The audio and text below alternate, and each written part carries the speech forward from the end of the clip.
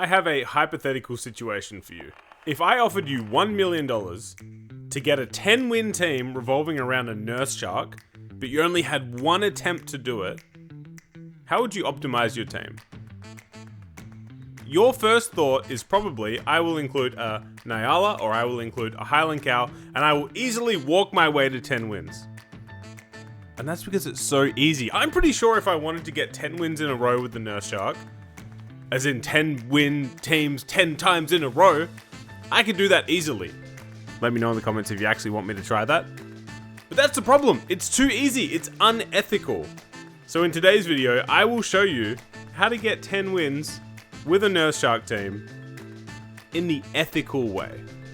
Okay, so let's start here by looking at the pack. You will notice the Nurse Shark, but you will notice there is no Nyala and there is no Highland Cow. Instead, there are some unconventional or new ways of acquiring trumpets, and we'll dig into all of that later and why I think this is one of my favorite runs I've ever had in this game.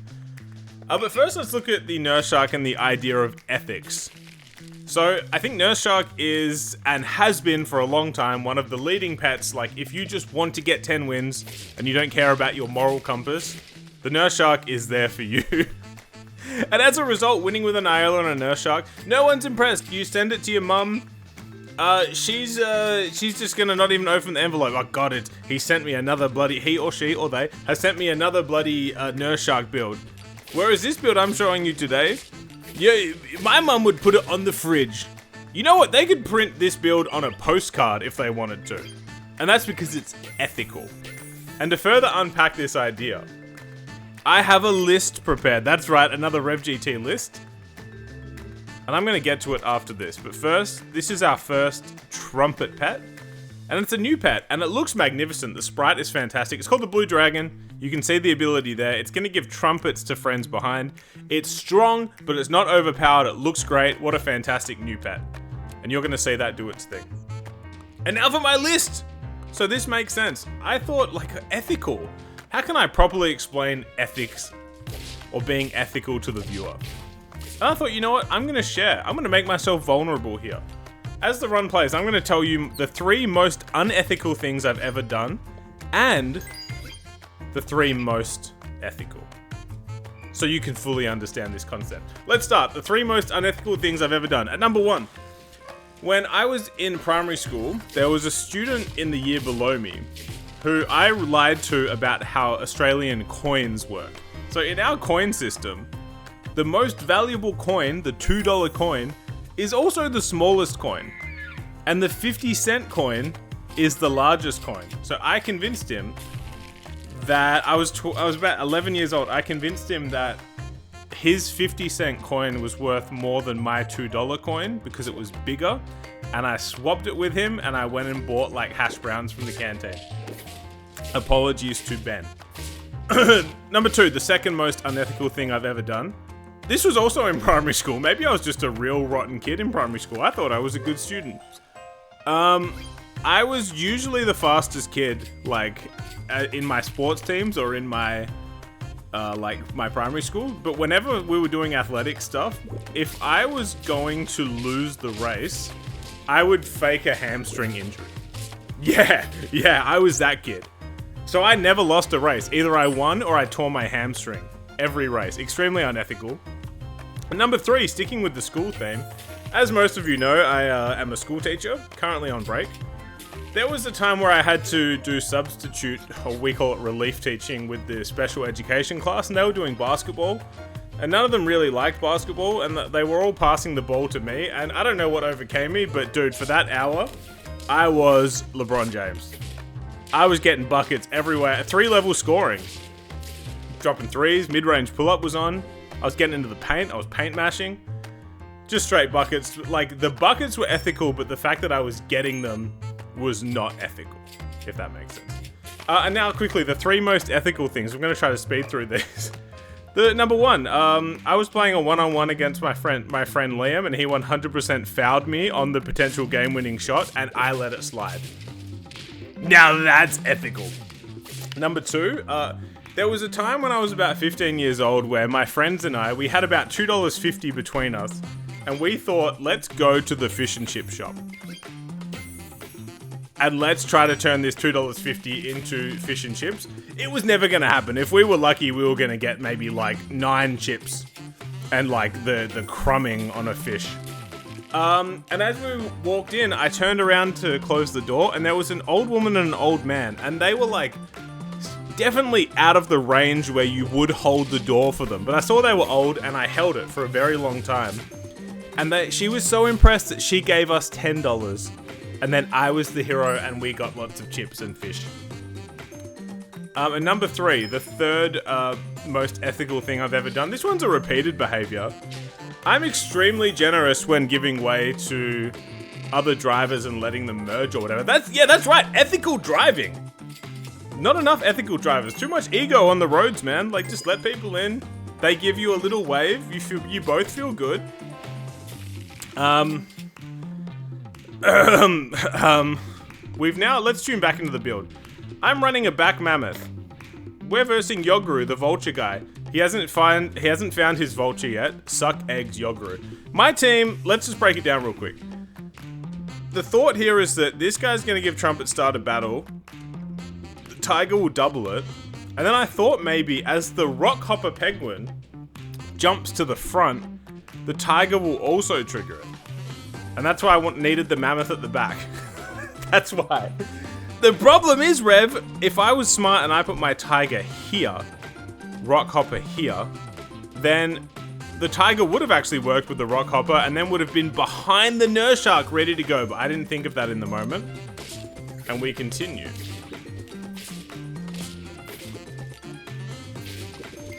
Okay, here we go.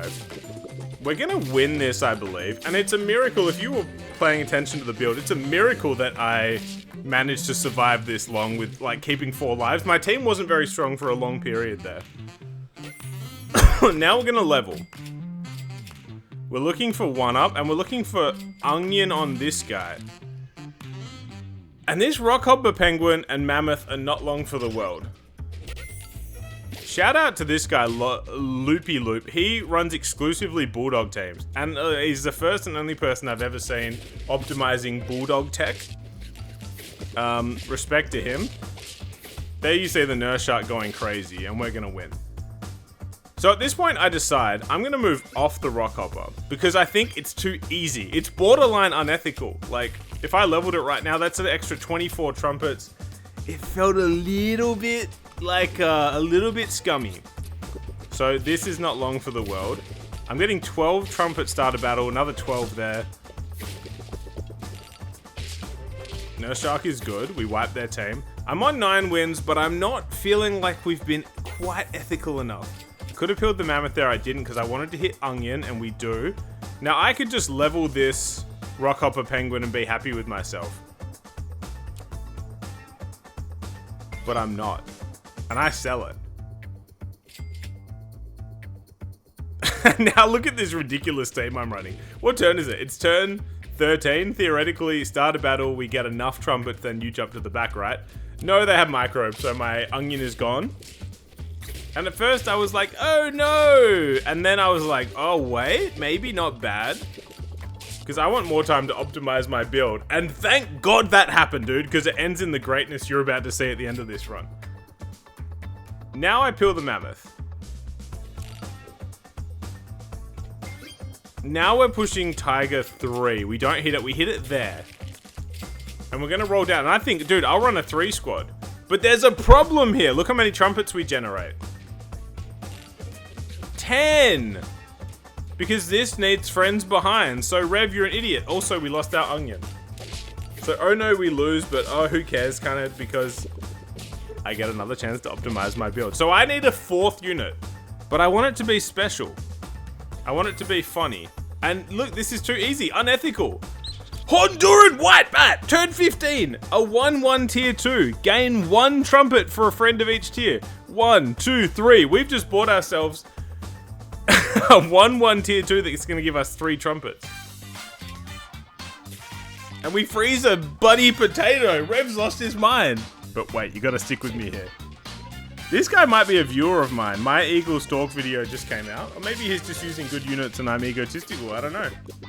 We'll never know. We do wipe his team, but he has Stalk Mushroom, so GG.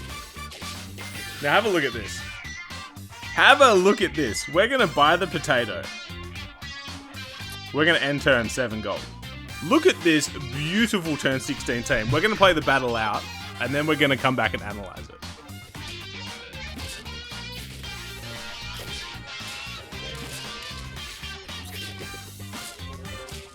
Oh my god. I have to go back. This is going to take a minute or two. We have to go back and actually break down what just happened. Modern art, ladies and gentlemen. Okay, we're back at the start of this battle. We're going to go step by step. Like, this is just an objectively hilarious turn 16 team. We verse Mega Scalo, and look, I don't know if this person watches the channel. They spend so much time flooding the customs pool with monkey peel teams, banana peel teams, that I don't feel bad about this at all. Get destroyed. Their leopard hits my 1-1 with potato. The Honduran white bat, it lives. It lives. And that's crucial. I had a look. Obviously, there's some RNG with the Nurse Shark snipes, but I'm pretty sure if it hits my tiger, I draw. If it hits my blue dragon, I lose. And I'm not sure if the leopard hits this, but either way, this guy tanks the potato hit, which allows this guy to keep his pepper, pop the melon, and pop it again. Now you jump to the back. Honduran white bat, we thank you for your troubles. Now do you remember me saying that the 3 trumpets mattered from this? Sorry, I don't know why I rewound it. Have a look at this. It gets us to 21. Now let's pay attention here. It triggers once. 2 triggers of 6 trumpets. So now we have 9 left. That means the Nurse Shark, which it spends 6 trumpets. So we have 1.5 triggers left, basically. And have a look at this. The first trigger goes for 18 damage, followed by the next one of 9, which kills the falcon. The tiger has been unscathed this whole battle. And we went, ooh, ethical! Put it on a postcard! Oh, I didn't even mention that because I was waffling so much this video, the customs pool at the time of me recording this is flooded with dung beetle sniper teams and radish axolotl teams, just like really scummy teams, and this team got over the line, man. What a beautiful game. There are not many games in the world that can give you moments like this, and I'm glad we shared it, and my god, was it ethical.